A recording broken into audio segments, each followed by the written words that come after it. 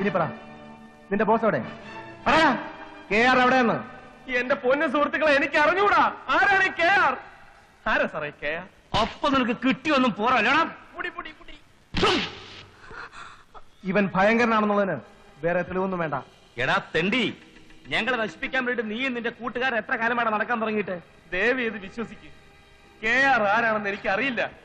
നിങ്ങളെ കൊല്ലാൻ ഞങ്ങൾ ശ്രമിച്ചിട്ടില്ല. ചെയ്യാത്ത കുറ്റത്തിന് ജയിൽ ശിക്ഷ കിട്ടി.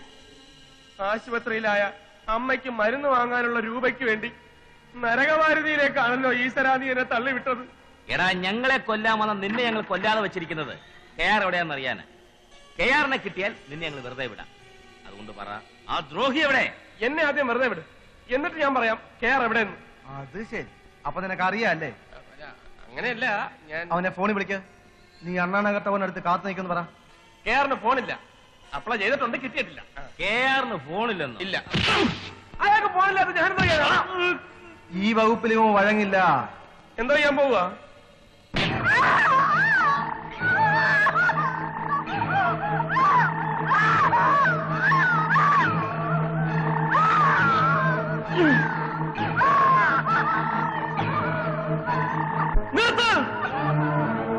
നിരപരാധിയായ ആ കുട്ടിയെ ഇങ്ങനെ കൊല്ലാക്കൊല ചെയ്യരുത്.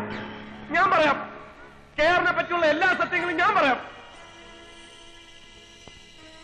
ഞാൻ പറയാൻ പോകുന്ന അതിഭയങ്കരമായി സത്യം കേട്ടിട്ട് നിങ്ങൾ ഞെട്ടരുത്. KR മരിച്ചു. ഞാൻ കൊന്നു. ഞാൻ KRനെ കൊന്ന കാര്യം നിങ്ങൾ പോലീസിൽ പറയരുത്. ജയിലിൽ പോകേണ്ടി വരും. ഞാൻ ഈ പറഞ്ഞതെല്ലാം സത്യമാണ്, സത്യം മാത്രം.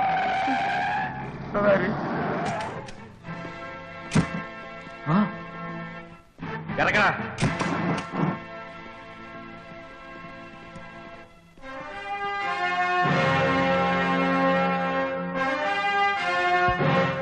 വിക്രമ, നിനക്കോ നിന്റെ തന്തയ്ക്കോ KRന്റെ ഒരു രോമം തൊടാനുള്ള കഴിവില്ലടാ. ബിസിനസ്സിൽ നിനക്ക് എന്നെ വഞ്ചിക്കാൻ സാധിച്ചു. അത് ഞാൻ നിന്നെ വിശ്വസിച്ചതുകൊണ്ട് എനിക്ക് പറ്റിപ്പോയതാ. എല്ലാത്തിനെയും ഞാൻ കുഴിച്ചു മൂടും.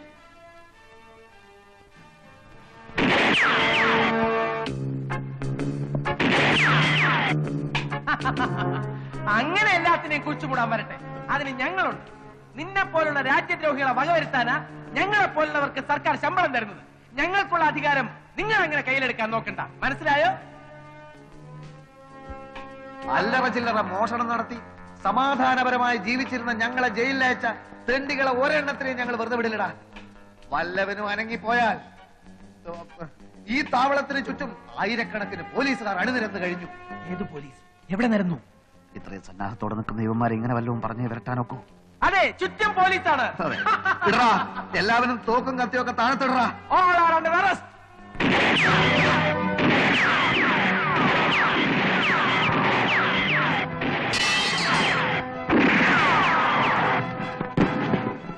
ആരെങ്കിലും ഒന്ന് അഴിച്ചുവിട്ടിട്ട് പോണേ.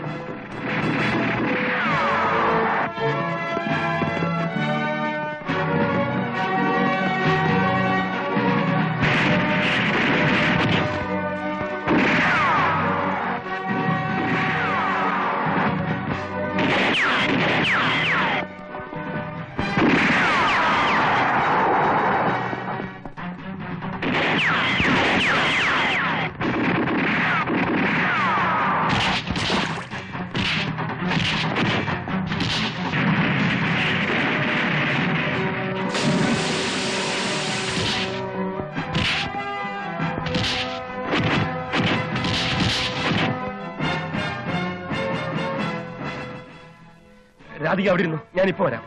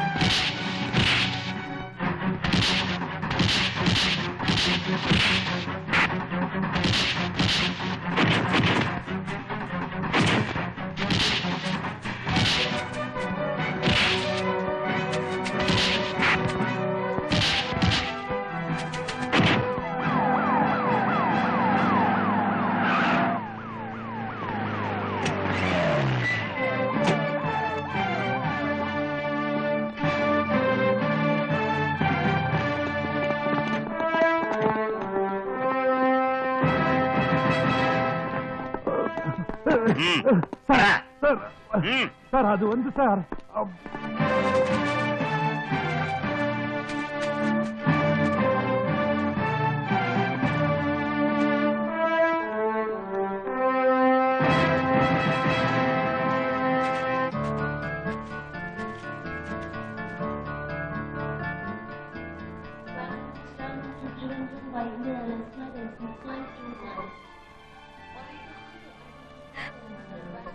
സമയമായി.